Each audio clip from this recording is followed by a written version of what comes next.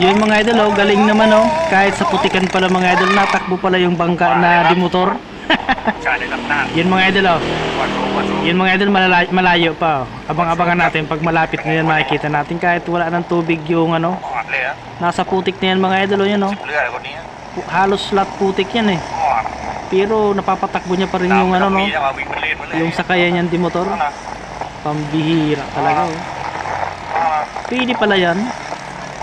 Ngayon na ako nakakita niya na. Ayos talaga oh.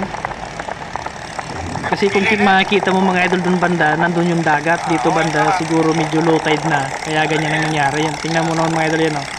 Halos putik na yan. Yan oh. Pero ayos ano. Yan oh. Putik siguro yan na ano, yung hindi pa naman ganong matigas yan. Tingnan mo. Yan oh.